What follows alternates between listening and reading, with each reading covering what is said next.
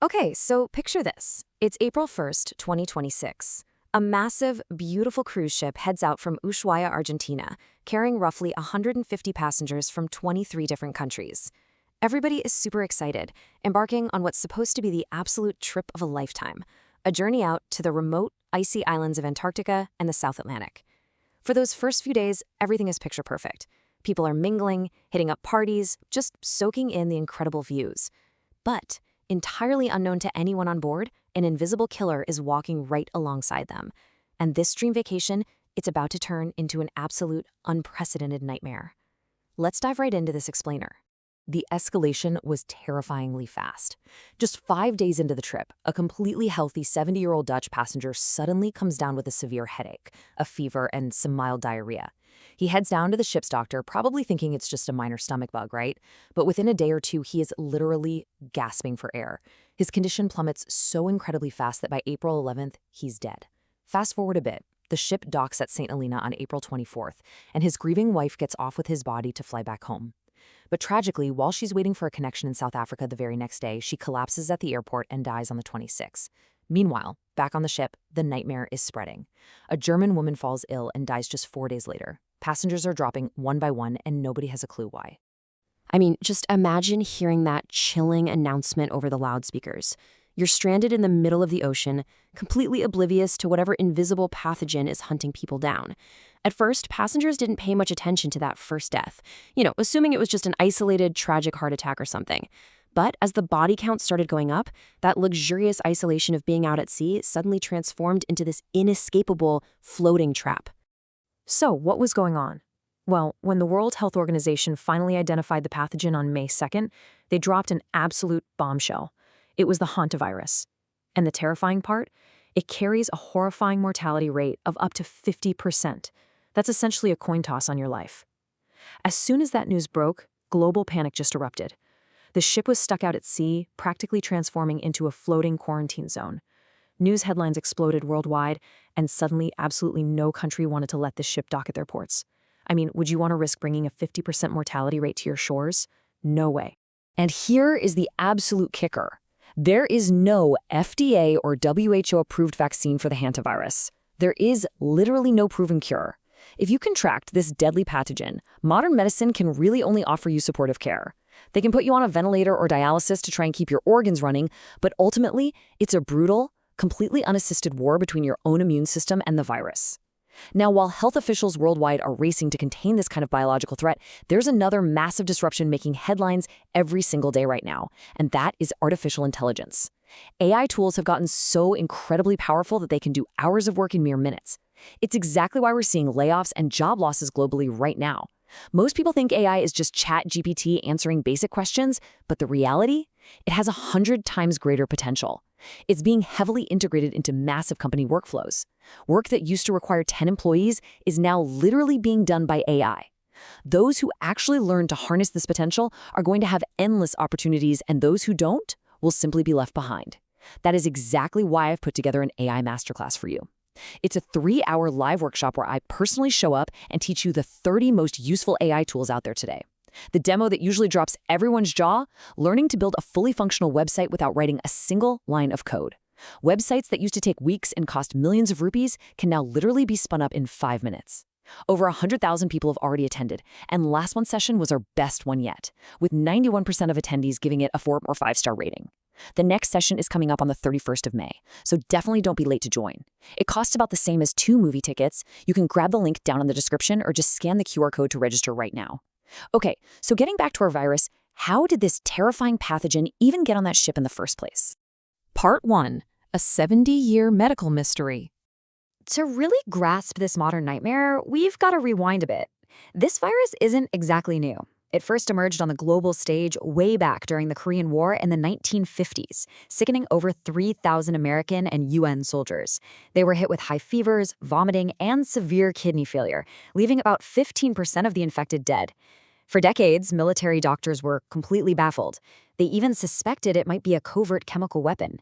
It took nearly 30 years, all the way until 1980, for South Korean virologist Dr. Ho Wong Lee to finally trace the pathogen back to its natural reservoir, rats living near the Hantan River.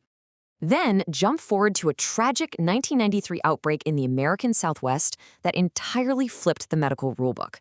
In the Navajo Nation, healthy tribal members began dying incredibly fast. Actually, scratch what I said about kidneys earlier. This strain was different. It completely stumped investigators because instead of the kidneys, it aggressively attacked the lungs of young, entirely healthy adults, essentially drowning them in their own bodily fluids, sometimes within a single day. At the start of this specific outbreak, the mortality rate was a staggering 75%. It was actually the Navajo tribal elders who cracked the case and provided the missing link to the scientists. Their oral histories tracked a very distinct ecological domino effect. Heavy El Niño rains fueled massive blooms of pinyon pine nuts. That ridiculous abundance of food caused the local rat population to absolutely explode. Overpopulation spread the virus like wildfire among the rodents, which inevitably pushed the pathogen into deadly contact with humans. By June of '93, scientists tested those local rats and confirmed a brand new, highly lethal strain of the Hantavirus. And if you think this is just an isolated American or Asian problem, think again. Studies conducted between 2005 and 2008 in the Vellore district of Tamil Nadu revealed the virus was silently infecting laborers and rat catchers in India as well. Testing showed that about 4% of the general population already had hantavirus antibodies. That proves this is a truly global, silent threat. Wherever rats go, this virus goes, constantly adapting to environments all over the world. Part 2. The deadly Andes strain. Okay, so up until a certain point in history, there was one golden rule with this virus. It strictly jumped from a rat to a human. Depending on where you live, there are two major diseases caused by these rat-borne viruses. Over in Asia and Europe, you primarily see HFRS, which causes massive internal bleeding and kidney failure, just like we saw with the soldiers in the Korean War. Meanwhile, in the Americas, you see HPS, which causes fluid to rapidly fill the lungs until the victim basically suffocates, just like the Navajo Nation outbreak. Both are brutally devastating. But then, enter the Andes strain. This terrifying anomaly completely shattered everything we thought we knew. Discovered during an outbreak in southern Argentina in 1996, the Andes virus is literally the only strain in the entire Hantavirus family that has documented, confirmed human-to-human transmission. That means it can jump directly from person to person without a rat ever even being in the room. And wouldn't you know it, this specific, highly dangerous strain is exactly what hitched a ride onto our cruise ship. Back in March 2026, before boarding, that elderly Dutch couple went on a bird-watching excursion in Ushuaia. During the tour, they unwittingly wandered right into a local landfill, which, as you can guess, is a booming, perfect habitat for wild rats. They were highly exposed, contracted the Andes strain, and then walked right onto a crowded ship full of unsuspecting people. But here is the crazy, almost absurd twist that probably saved the entire ship from a total wipeout. The virus only has a tiny transmission window of just one single day. You heard that right. An infected person is typically only contagious to other humans for about 24 hours right at the very beginning of their illness. If that Dutch couple had delayed their boarding by just a couple of days, this entire nightmare at sea might never have happened at all.